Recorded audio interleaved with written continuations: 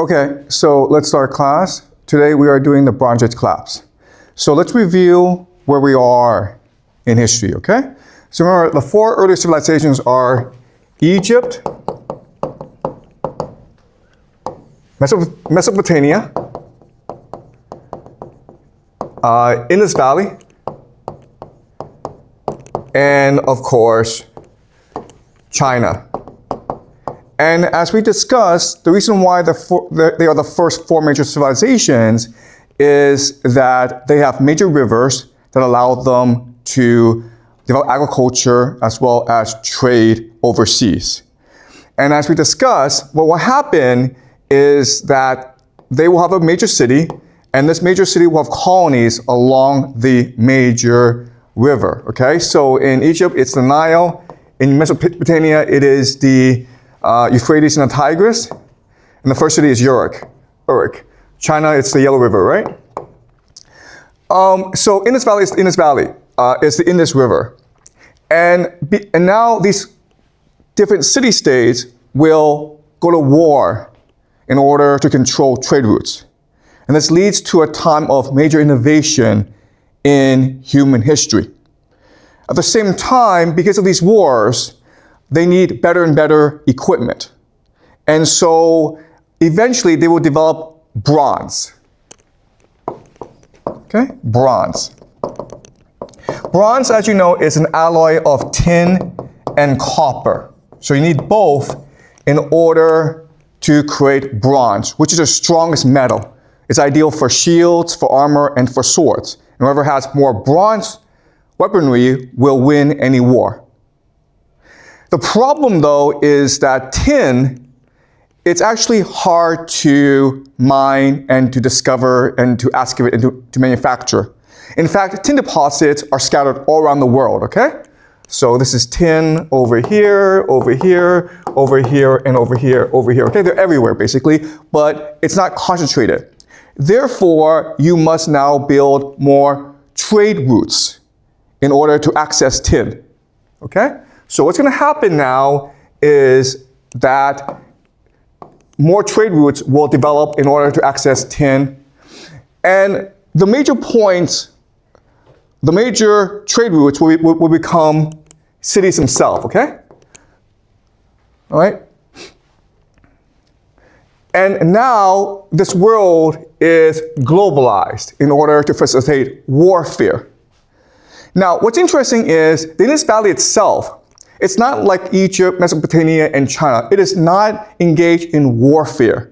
We've done archaeology in the Indus Valley, in modern-day Pakistan. We have not discovered weaponry, okay?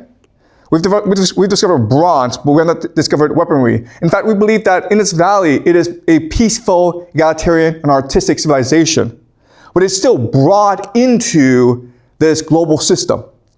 Why? Because bronze changes from weaponry into status, okay?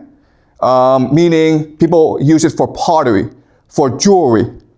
And then eventually what happens is that bronze itself becomes capital, all right?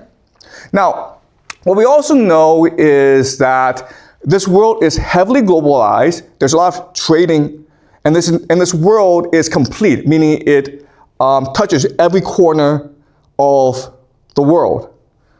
But starting in about the year 1200, this system collapses. In fact, the collapse is sudden and devastating. So remember, if you know Chinese history, you will know that this is the Shan dynasty, right? Guess what, guys? About the year 1200, it collapses. All right? And we know this because Egypt is under attack during this time by the Sea peoples. And what we believe is that the Sea peoples are actually refugees who are fleeing the destruction of Europe.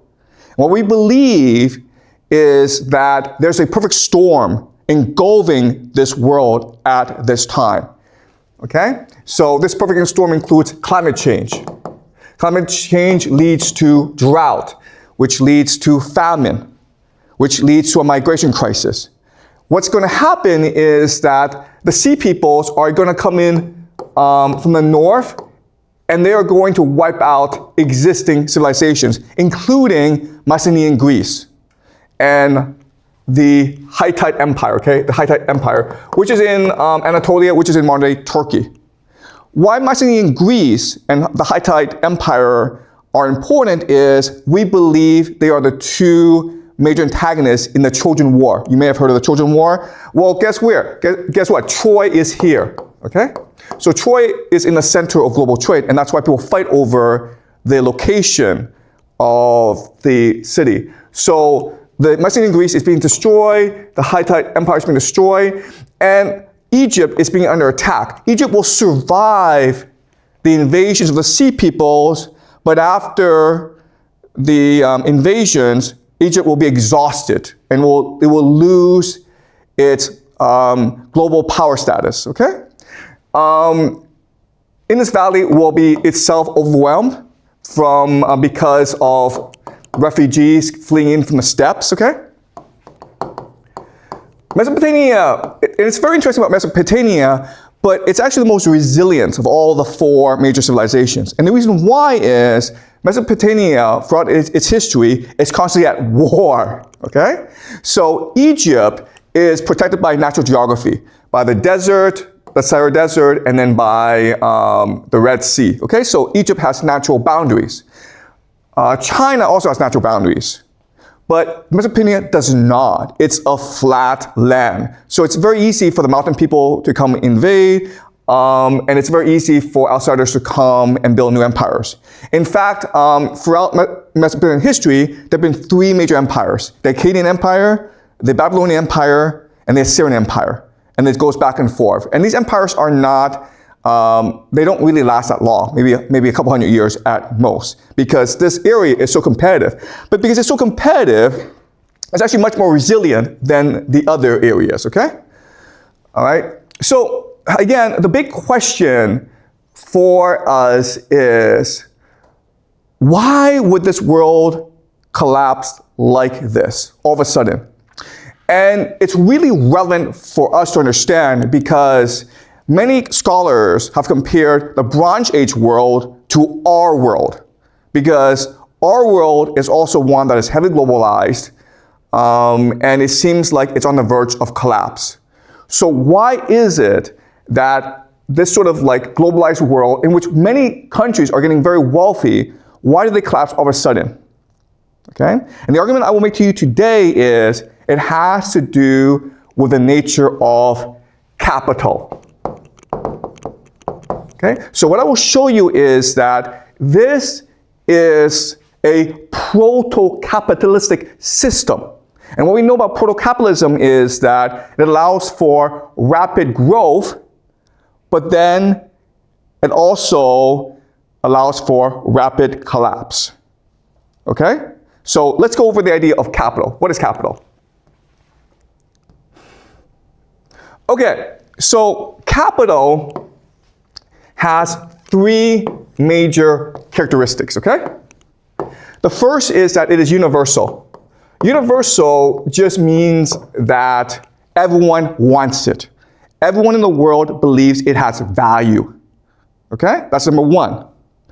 Number two is that it is a store of value. And what this means is that you're able to take wealth and store it inside this commodity. Okay? And the third thing about capital that's very important is its mobility. Okay? Mobility. Meaning I can take this thing and then transport to somewhere else at little or no cost. If it has these three characteristics, then it is capital. Okay? And throughout human history, there have been different types of capital. So let's look over some examples. So one example is grain, right? Just food. Grain is sort of universal because everyone wants to eat, but not everyone thinks it's valuable. Okay? And it's hard to store value in grain because it could decompose easily. Right? And it's actually hard to transport grain because it's cheap, but it's expensive to transport, okay? And that's why grain never became capital. Now, let's look at cattle. cattle, like cows and sheep, it's a better form of capital because you can store more value, and it could be universal, but it's actually hard to transport. And that's why cattle never became capital, okay? Now, if you keep on moving on, you get into slaves, right? Human beings. And so you can have women slaves, sex slaves, you can also have man labor, okay? And this is a better form of capital because it's sort of universal, okay? You can store value in it, but the value is uncertain or unstable. And it's mobile, okay? So slaves became an economy, but this is a very basic economy.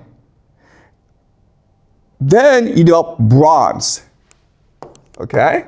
And bronze now is extremely valuable, okay? Everyone wants it. So it's universal. You can store a lot of value in it because it's hard to make, and now you can move it around, okay? So in other words, bronze became the first real universal currency in the world.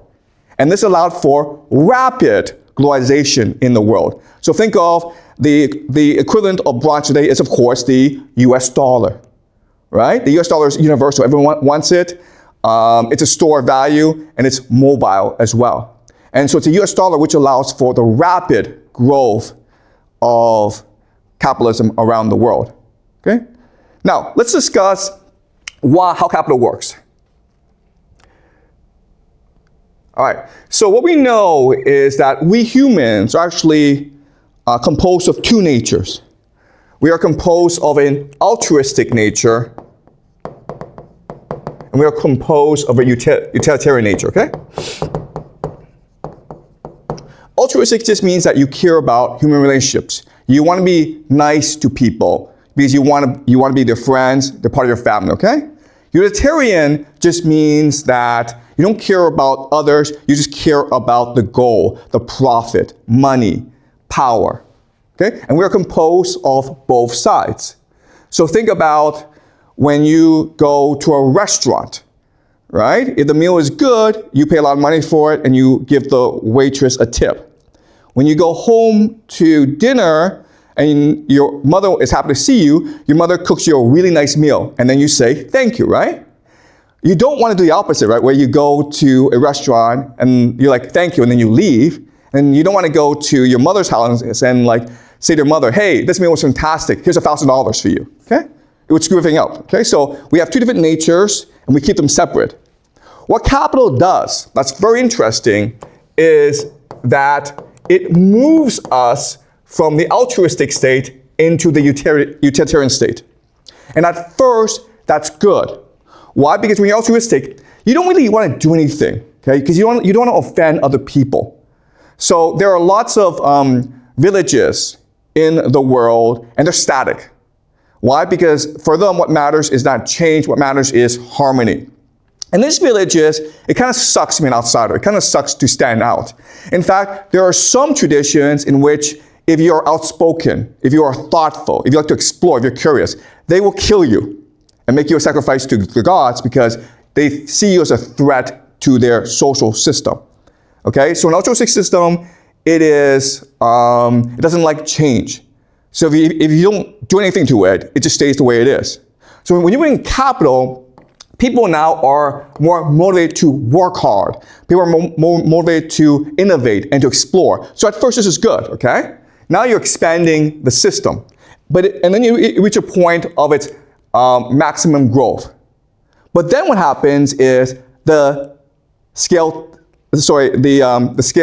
tips over, okay? And people become too utilitarian.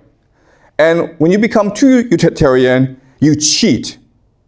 You don't care about others. And this causes a lot of problems, okay? You start to exploit other people. And so when you become too utilitarian, the system collapses. Okay? Does that make sense? Capital comes in the system and it makes it grow really fast. Once it hits a certain point, then it has to collapse. Okay? So let's use another example. Let's just say that you are a leader of a group of people, and it could be a village, it could be anywhere, okay? And if there's no money involved, what do you care about? You care about status. You care about your reputation. You care about how other people see and perceive you, right? So you care about the feelings of others.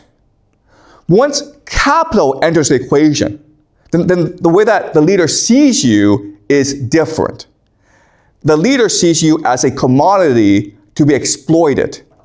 Okay? The leader is now like, how much money can I make money off you? Not only that, but the leader, okay, the leader will do what? The leader will align with other leaders, and they will become a cartel, okay, or an elite. And they will together exploit people, okay? But not only that, but they will expand and look for new areas to conquer, okay? Because all they care about now is money, how to expand the capital. But once the capital expands too far, then what happens is only a few people have all the capital. And the people down below, they're enslaved, they're exploited, and they want to destroy the system.